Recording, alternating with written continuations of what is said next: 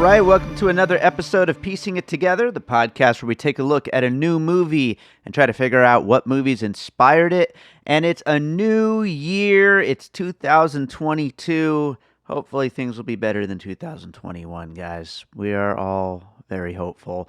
But today on the show, it is one of our monthly trailer roundup episodes.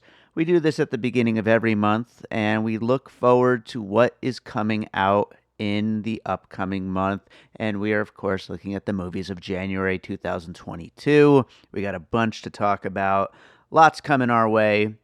And of course, as always, there's lots that we are not even covering here. But there's always plenty of movies coming out, and we got some big ones to talk about. Joining me, as always, is Jason Harris from Awesome Movie Year.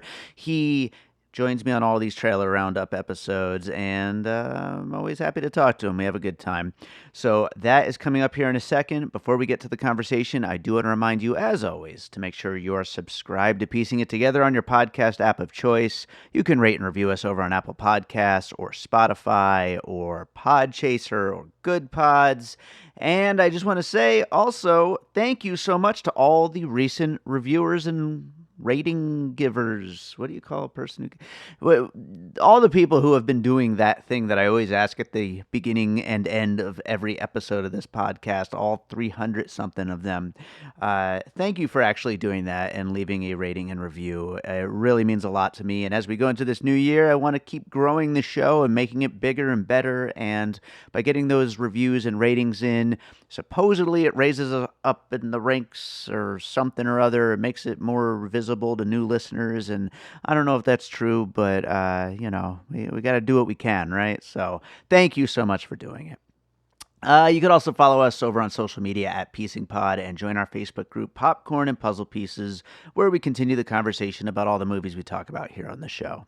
So with that said, let's talk about the movies of January 2022. Jason Harris, it's a new year, and it's time to look at some more movies. How you doing, Jason? Dave, I'm excited. 2021.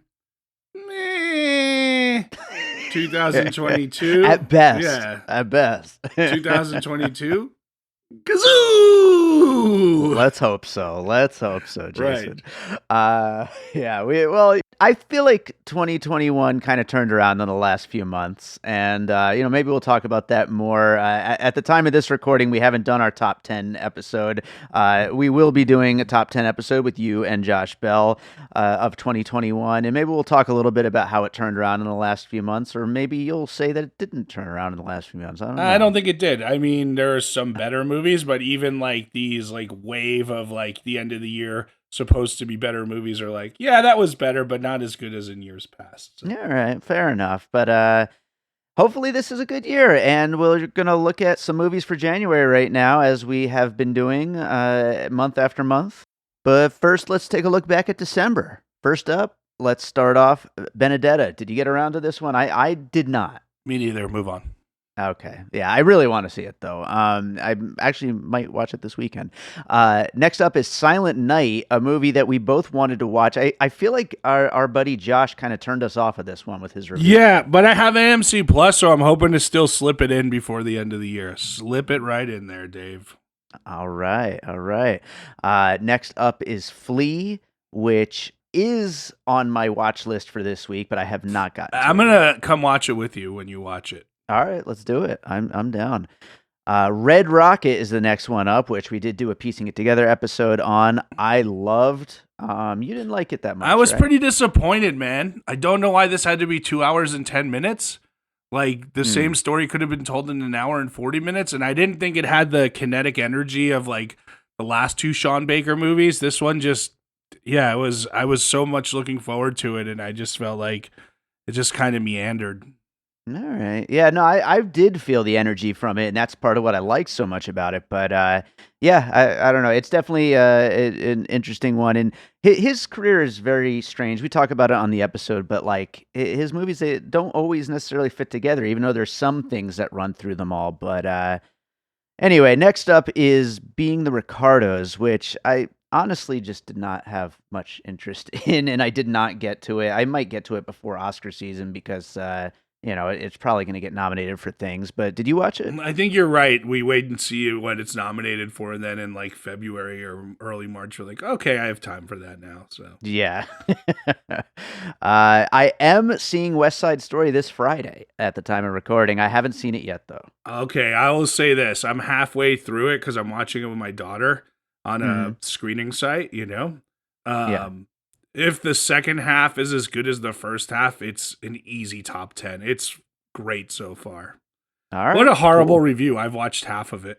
I've watched half of I it. can't. I would have watched the whole thing, but I have a young kid, and it's good to show her the cultural films, and and she's really into it, and I'm really into it. So Awesome. Yeah, I'm looking forward to it. I'm going to the theater to see it on Friday with my mom.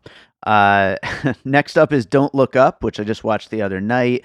Kind of meh. I didn't hate it like some people do, but it's also not very good.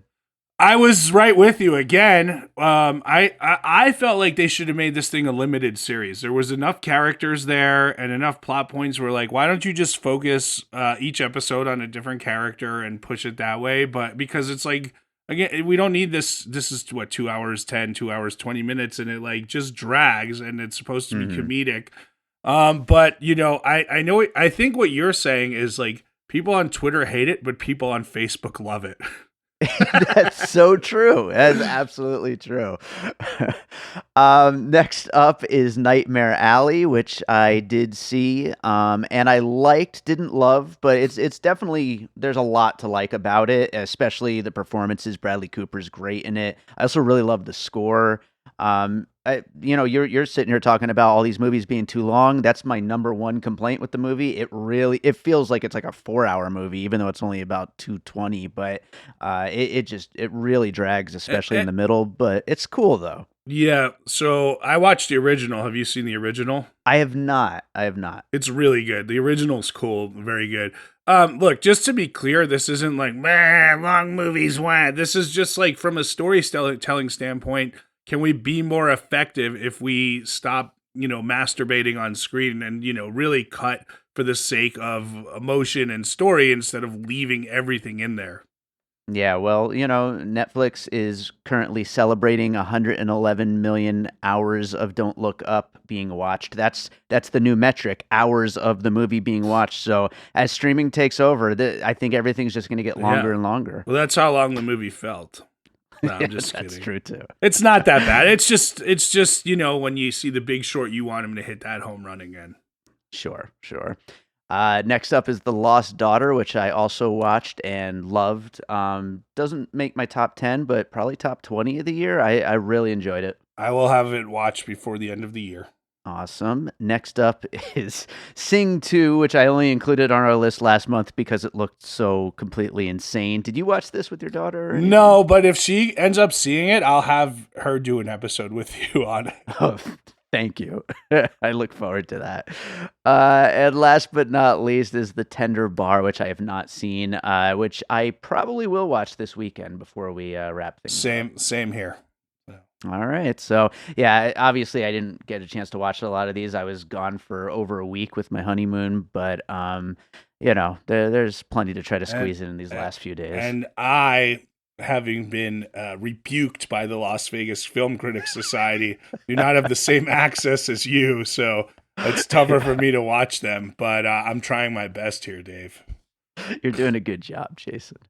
So let's start off January 2022 with a movie that's a part of the 2021 conversation. Obviously, some of these big movies are part of the 2021 conversation, but don't come out in wide release or anything until the new year. But this is A Hero from Asghar Farhadi, director of A Separation. This movie is being heavily acclaimed. It's about a man who's going to prison because of a debt he can't repay, but things go kind of sideways when he finds gold and tries to sell it to settle the debt. It looks very heavy, but also really great. What do you think about this trailer? Yeah, it looked good to me, but I didn't get any of that from the preview. Really? So, yeah, it looked to me like a story of someone who may or may not have done something heroic, and it's all about untangling the web to see if he's telling the truth or if it's just one big lie. Is that not what the movie looked like? Well, I got to admit, I got my little synopsis from a combination of the trailer and an official synopsis. So I'm kind of, I guess you could say I'm cheating a little bit because I didn't necessarily get all of that from the trailer itself. Well, maybe I'm just interpreting it, but I do want to see it. It looks very good, and I think I think being so fatigued on mainstream American films right now, like Mm, there's bigger chances being taken by foreign filmmakers. So sure. I'm looking forward to watching this. So what do you got for possible pieces here? Well, based on the preview that I watched, that I thought that's what I thought. I picked two documentaries: "The Woman Who Wasn't There," and which was about a woman who claimed to have been in the Twin Towers in 9/11, and kind of did, I think, the media rounds and became a very famous story. And then they found out that it was a lie. Mm, okay. And then the documentary "The Imposter," about a kid who goes missing, and then another kid who comes back and takes his place, but who's not that Oh yeah, kid, yeah. but the family accepts him. Mm-hmm. And then lastly, I thought the early seasons of Homeland, where Carrie is tracking Brody and he just comes back from the Middle East and he's a hero, but is he an American hero or has he turned? All of that stuff. Okay. Yeah, interesting pieces. Definitely different from what I was getting, but obviously we had a little bit different reads on the trailer. I thought of No Country for Old Men because of Llewellyn finding money and that being the impetus for shit going bad, and this looks like it's going in different directions, but things do go bad once the money is part of the equation. And then the other one, this one might be totally off base. I don't know.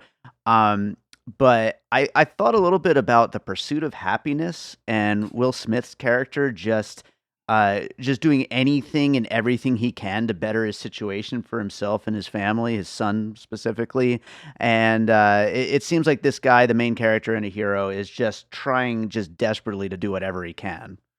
Well, so we obviously have very different reads on what this is. So, I mean, like you said, you had read a synopsis. I just watched the preview. So we'll have to Mhm. see. And one of us can make fun of the other one for being totally off base.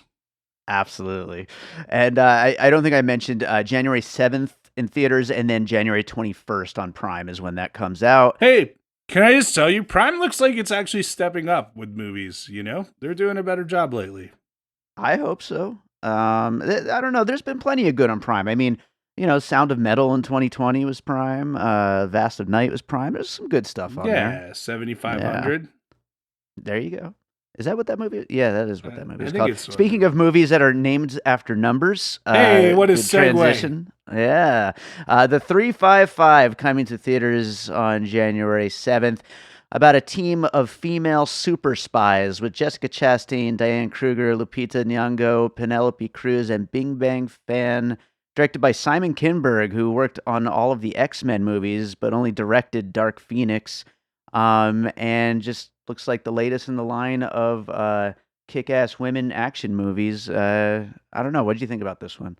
I can't tell. Like, is it supposed to be comical? Or I mean, I know it's an action movie, but is there supposed to be comedy in this? Like, that's what it was tonally confused to me.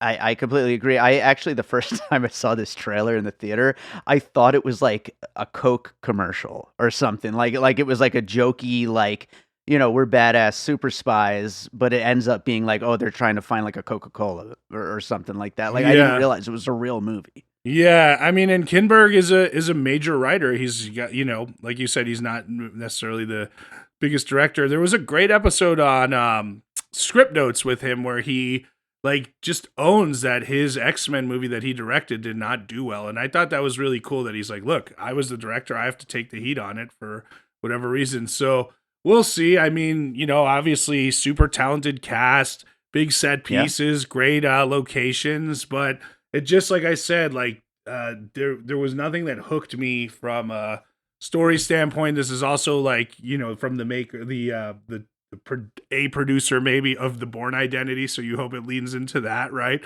Sure. But I don't know. It felt very Black Widowish to me. Hmm. In who's doing what, and we're all like we all have these skills that nobody knows about, and blah blah blah. Sure. Ocean's 8, obviously, where all Yeah. the Yeah. the women robbed the museum, right? And And Dave, anytime I could bring up widows, I will bring it up because you are the only person I know who didn't like that. The Steve McQueen movie about the widows of the bank robbing group who have to take over the business after they're all dead. Absolutely. Love the idea. I don't know. I just don't like that movie. I don't know what it is. But yeah, all good pieces there. Of course, I'll throw in Charlie's Angels as well as a piece for this. And then the other one, the first thing I really thought of is within Pulp Fiction, Uma Thurman's Fox Force 5 TV pilot, where all of the sexy super spies are from these different ethnicities and they all have different powers that are related to those backgrounds. And it seems like they're kind of going for that here That's with this team. hilarious. That's good pick. You know what else? What was that Pamela Anderson show that was like syndicated that she was like Yeah. There was like their Charlie's Angels, the female super spies. I remember that. I don't remember what it was called, but yeah, that would work as well for sure. Next up is Scream, coming to theaters on January 14th, directed by Matt Bettinelli Open and Tyler Gillett, who did Ready or Not. It's set 25 years after the events of the first Scream. I'm not sure if this is going to be one of those legacy sequels that ignores some of the other entries in the series, or if it's including all of that. They're kind of playing it close to the vest with what exactly the story is going to be. But most of the original cast is back, and then there's new people included as well. What do you think about this? The show is called VIP, Dave, and it There you starred go. Pamela Anderson, Molly Culver, and Natalie Ray Tano. And someone named Sean Baker, but not the one we were talking about, of course. Yeah. There you go. I won't get into the rest of the cast like Leah Lau. Hey, Dave, what was Ready or Not? Ready or Not is the one with I'm drawing a blank on her name, but she played young Bill and Bill and Ted. But where she gets married to the rich family, and then they're all hunting her through the house. Like it's part of like their tradition that they have to hunt and kill the new wives of all of their male heirs to the family fortune. I didn't see that one. Was it good? It was very fun. Yeah. Samara Weaving. That's who you're talking about. Samara Weaving. Yeah. That's the name. Yeah. Yeah. Okay. Well, this did not really impress me at all. I think I saw Scream 1 and 2, maybe 3. Right off the bat, like, did I miss an installment of Scream where like Officer Dewey becomes much smarter and talks more clearly? It's funny you asked that. And I'm wondering if we are conflating Scream and Scary Movie in our minds, because I haven't seen these movies in a long time either. And I also thought that the David Arquette's take on the character was kind of not so smart and together. That was the charm of it, right? That he was that's what I thought. But now he's like grizzled old cop who like has been thrown out but is still obsessed. It's happening again, right? I thought the same thing. Interesting because Neve Campbell looks like jacked in this movie. She looks incredibly fit. And also Courtney Cox looks like she had a lot of plastic surgery. So. Well, you know what? If that makes her happy. Yeah, that's fine. I'm just, that has nothing to do with anything. I'm just being very shallow and commenting on appearances and, So what do you got for puzzle pieces? I can comment on the male appearances if you want, just to show I'm not that shallow. I'm shallow all the way around. I don't know, man. That movie Copycat, because this is like a copycat killer, what it seems like from a long time ago. So that was from the 90s. I think it had Sigourney Weaver. And then you can pick any one of them. Dave, the reboot of Beverly Hills 90210, American Reunion. I'm sure there will be like a Melrose Place reboot, any of these like nostalgia reboots. I mean, even the new Sex and the City thing that's going on now, right? Something that we all enjoyed years ago that we have to reboot again for some reason, even though nobody's asking for it. Yep, it's content, baby. But that absolutely, this is just the next in the line. Everything is due for a reboot at some point. I had for pieces, of course, Halloween's reboot. I think that's like the biggest one that I would say is a parallel here. The other thing I thought of though, which funny enough is I thought this was being directed by the same director as Happy Death Day, which is what my other piece would be. because I feel like Happy Death Day kind of proved that these teen slashers still have an audience for movies that aren't like, what horror has kind of become lately. And so I think that Happy Death Day was super inspired by Scream, and I feel like it kind of comes back around. But I was wrong about it being directed by the same people, but. And just to clarify, Dave, now I did not comment on whether the plastic surgery looked good or not. I'm just saying she looks different than I remember. That is okay. Let's move on to the Tragedy of Macbeth, coming out January 14th on Apple TV Plus after it's been in some limited theatrical runs in December. But it's Joel Coen of the Coen brothers going out on his own to make a Shakespeare adaptation in stark, beautiful black and white with Denzel Washington and Frances McDormand and a whole slew of talented people. What do you think about this one? It looks great. I'm really excited for this. Didn't the Coens do The Man Who Wasn't There? Wasn't that in black and white when they did that? It was, and that was something I thought of as their previous entry into the world of black and white. But yeah. Good film right there. I'm really excited for this. Obviously, dude, heavy hitters, Denzel, Frances McDormand, huge talents right there. Every shot looks, so meticulous and beautiful and Coenese, shall we say. And It'll be interesting because, like you said, he's out on his own. Does he have something to prove? Is there things that he would have wanted to do that he didn't do when he was part of the brother team? Who knows, right? Yeah. They'll probably work together again. Although Ethan, I think, said he's kind of done with filmmaking, right? So... yeah, he said he needs a break, basically. So hopefully they're back together at some point. But I've actually seen this, and... You've seen the movie already? I have, yeah. And it's as someone who doesn't get Shakespeare, it's a little bit of a tough watch because it's 100% Shakespeare. But technically, it's awesome. Now, I might have told you this before, but I don't know if I did. So obviously we all studied Shakespeare in high school in English class, right? And I never really related to it. I mean, I did fine, whatever. But in college, in one of my acting classes, the acting teacher had us do Shakespeare, and he was like, you all have studied Shakespeare wrong your whole lives because Shakespeare didn't write plays for English teachers. He wrote plays for actors to perform for audiences. So if you break it down from an acting standpoint, you're going to get a different interpretation. And that was super helpful and had me appreciate these things at a deeper level, even though I had great English teachers in high school. But so that's just a little aside, Dave. Here are the things I thought of. I mean, some of these shots look very Bergman-esque, Seventh Seal, right? Sure. Game of Thrones, obviously, kings killing kings. We all know that Shakespeare was influenced by Game of Thrones by yes, of course. Yeah, Mr. Martin there. And then we can go to any of these other Shakespearean interpretations. I picked Baz Luhrmann's Romeo and Juliet because that's as opposite as this as I can find, and also just it was a brave shot that he took.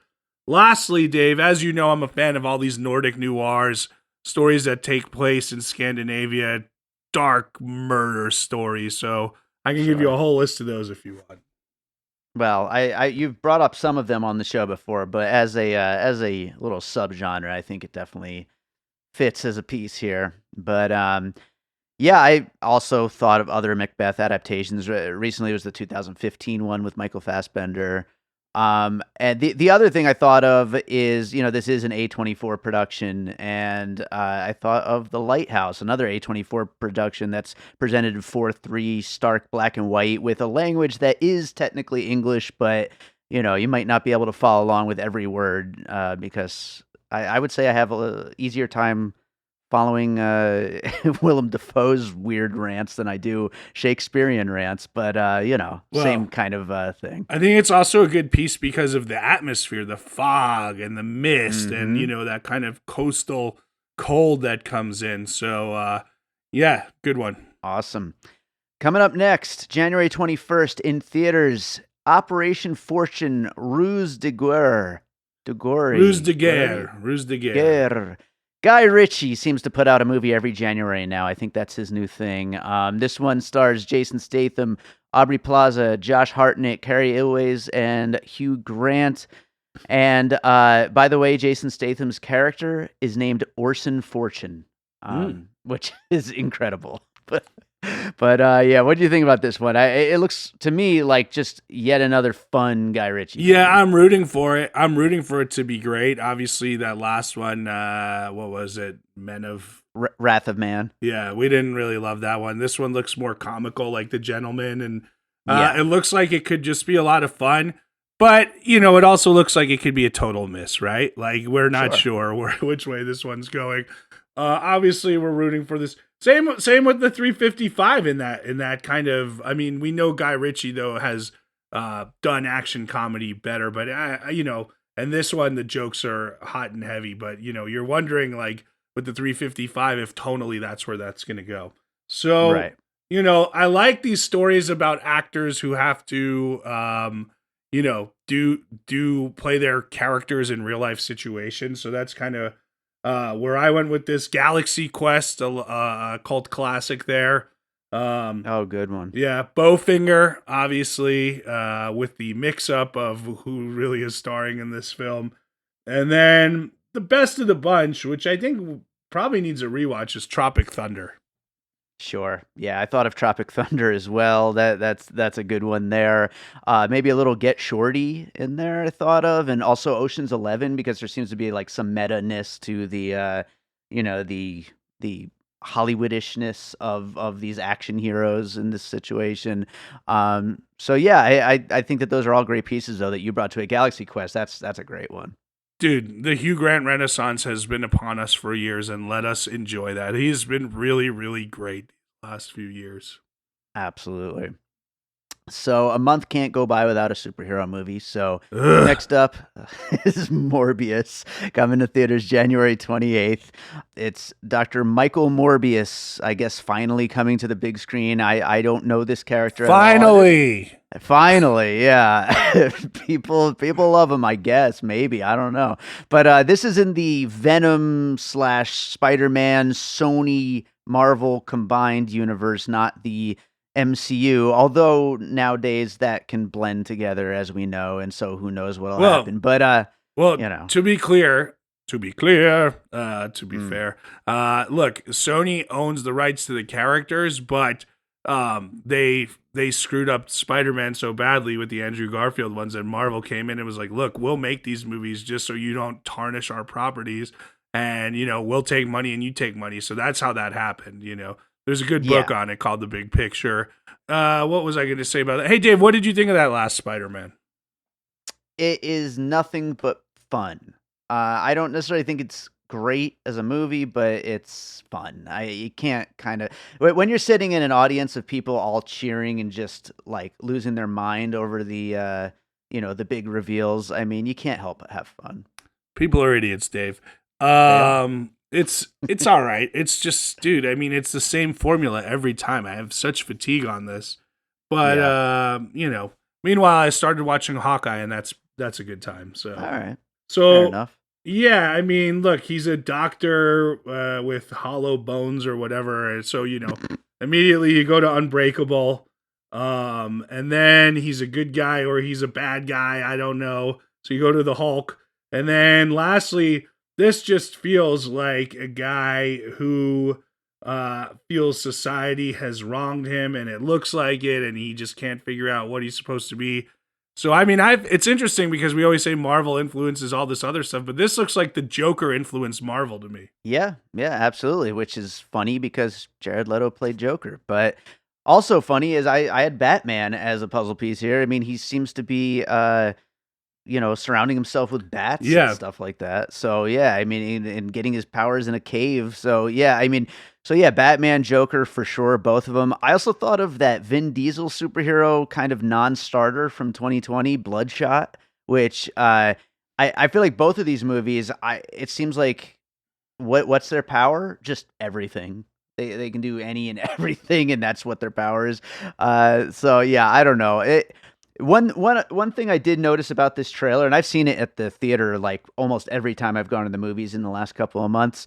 This is one of the noisiest, loudest movie trailers I think I've ever seen, and I'm not exactly looking forward to all that sound when I see this movie. Dave, I gotta say I'm disappointed in you because I was really excited when you said Vin Diesel because immediately what came to my mind is the movie from 2000 with Vin Diesel and a bunch of bats, Pitch Black.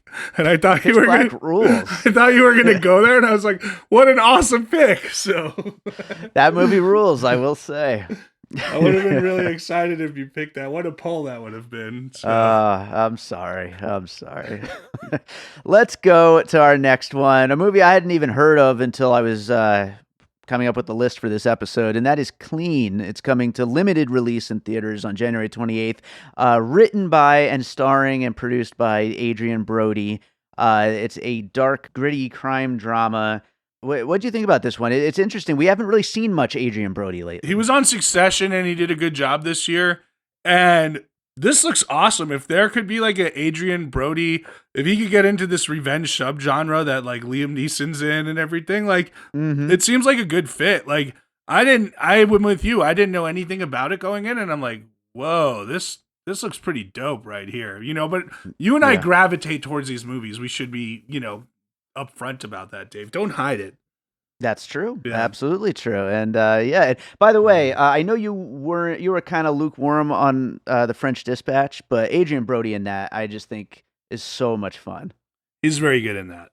Yeah. Yeah. And I want to see, look, we know he's super talented and he just made a lot of like choices that didn't go so well. So like we want to see him, do well here and everything. Yeah, so, absolutely.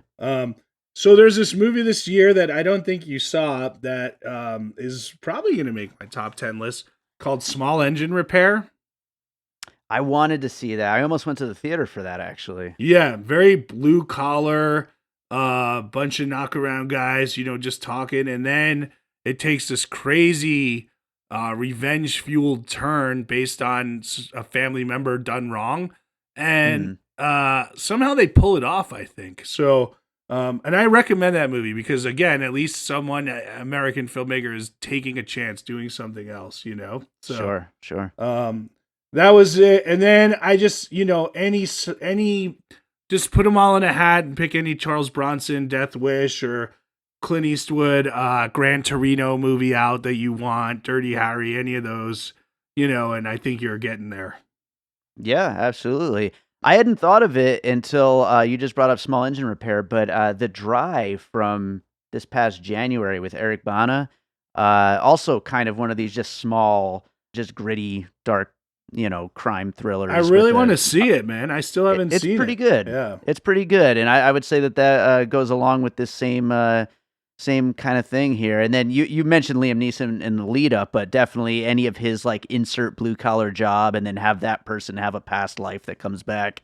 Definitely all of those movies. The other one I thought of is take away the whole moral dilemma of the kid, the rest of Gone Baby Gone. Ben Affleck writing a story, not for himself, but for his brother, that is just this like, really, really inner city down and dirty, grimy crime thriller. I thought of Gone Baby Gone also because the neighborhoods reminded me of those neighborhoods. I'm not sure if this takes place in Boston or somewhere in New England, but it looked like it to me. Right on. Well, our last movie for the month, also January 28th, also limited release.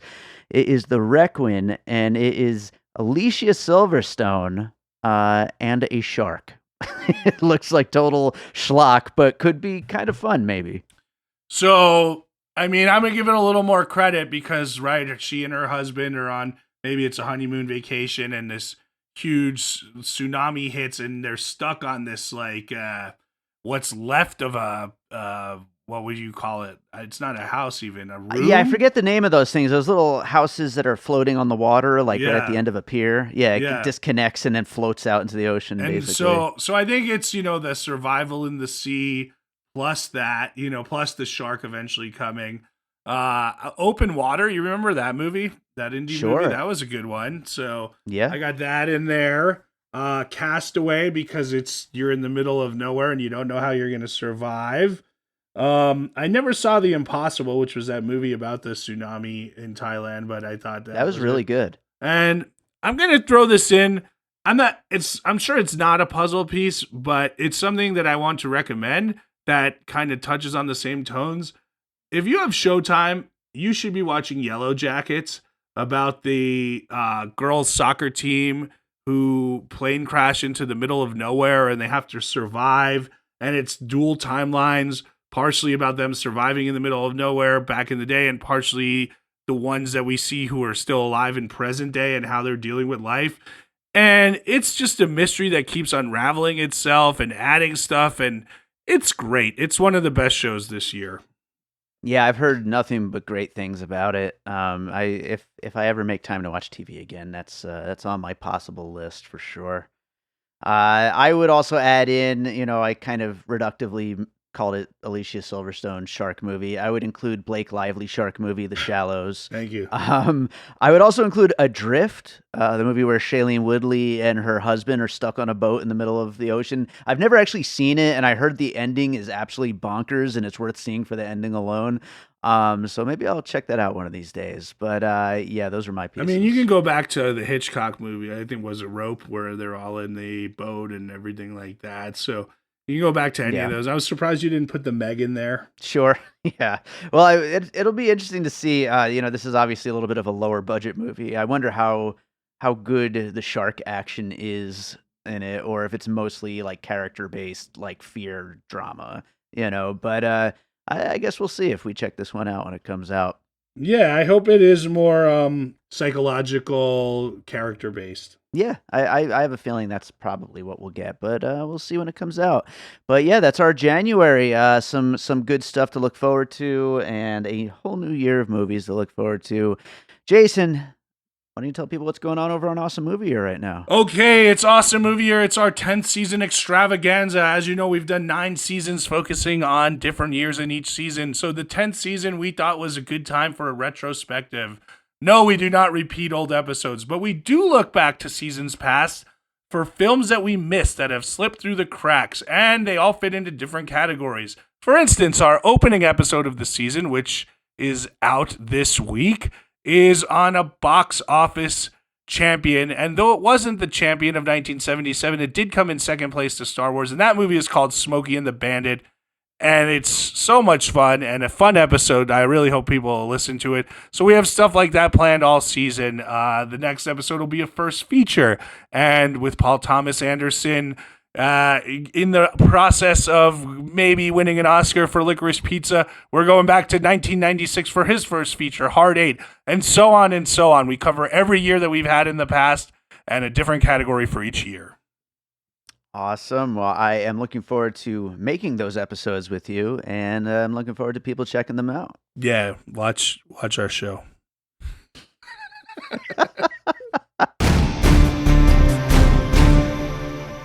Two actors walk into a bar and, well, what do they do, David? Well, Scarlett, I'll tell ya. Two actors walk into a bar and find humour in reality. Two of them fall out and smash on the floor. The woman has gone, well done. Provide opinions on everything they're not entitled to. Oh, wear a mask, you dumbasses. America's fucked. Oh, who cares? Biden's in control of a sinking ship. And of course, they drink. I'm doing good. Brain I've had farted. one beer and I don't know what words are anymore. He's on the Fanta fruit twist now. I can see what you're drinking and it is embarrassing. But no, that's not all you can expect from this podcast. We've got some particularly strange tales to tell, and of course, exclusive stories from the acting world. You came on the stage and you were like, stop it, I'm having to break character. I'm a professional, don't you know? I see you're an actress. Do you snort lots of cocaine, then? Some Oscar-worthy performances from our hosts. Your Waluigi impression is hilarious. Waluigi. Good old Boris Johnson, like... You're smashing them now. You've not even had a drink yet. Oh, I don't believe the king would have said that. And a load of drunken waffle. Intelligent conversation. We're talking about you having a weird crush on Colin Firth and suddenly you're shagging a Greg's pasty. My life's exciting. What can I say? So join her, Scarlett Bryant, And him, David McCulloch. Along with a fantastic range of special guests. Bring it on. I can't wait. Who shat themselves? I was sang in the prize giving on the Friday, was having surgery on the Saturday. I poured myself some mulled wine for this occasion, and you saw me sit down with a full glass. I've because it's like juice, you know? All that and much, much more. In our podcast series, Two actors walk into a bar. All right, so I hope you enjoyed that conversation with Jason Harris from Awesome Movie Year. Thanks to Jason, and make sure to check out Awesome Movie Year. Their new 10th season starts this week. Lots to look forward to in that one as they go back to all the previous seasons' years and fill in some blanks. And we got some really cool episodes coming up. And he didn't even mention, but part of the season is going to include me finally getting a Dave's Pick episode from the 1994 season, which we hadn't started doing a Dave's Pick yet. So that's very exciting. I get to pick a movie from 1994. I wonder what it'll be. So that does it for today's episode. Thank you to everybody so much for listening. And like I said at the beginning of the show, go rate and review us. Apple Podcasts, Spotify, Podchaser, Good Pods, wherever you can rate and review, do that. I really appreciate it when you do that. And while you're at it, make sure you're subscribed. And you could also follow us on social media at PiecingPod. You could also join our Facebook group, Popcorn and Puzzle Pieces, where we continue the conversation about all the movies we talk about here on the show. We have the Produced by David Rosen Patreon with lots of great content coming there over the next year. Lots of music stuff is coming there. I've got a lot on my to-do list right now to get ready for the Patreon. So lots of great content coming to the Patreon. Check that out. It's patreon.com/bydavidrosen. And also, you know, if you're still listening at this point of the episode, you're a hardcore Piecing It Together fan, and I really appreciate that. But maybe you want to join me for an episode in the new year. So get in touch with me, you know. You can do that on all those social medias or just email me, bydavidrosen@gmail.com. My email is right there, you know. You can send me an email. But yeah, maybe love to have you on a upcoming episode. So definitely get in touch with me. And let's close this thing up. I'm actually recording this on New Year's Eve, and I've got a busy day of trying to finish up the new year, finish up the old year before the new year. So yeah, let's do this. Let's close this thing up with a piece of music. You know what? It's a new year. I think I'm going to play something from my new upcoming album. Whatever I'm going to play, it's untitled at the moment, but it's something that's in the works. And it's a little preview for you. So hope you enjoy it. The final track might not sound like this when it comes out on the album, but hey, why not? Let's leave you guys with a little sneak preview of whatever my next album is. So enjoy it, and we'll be back with more Piecing It Together coming up real soon.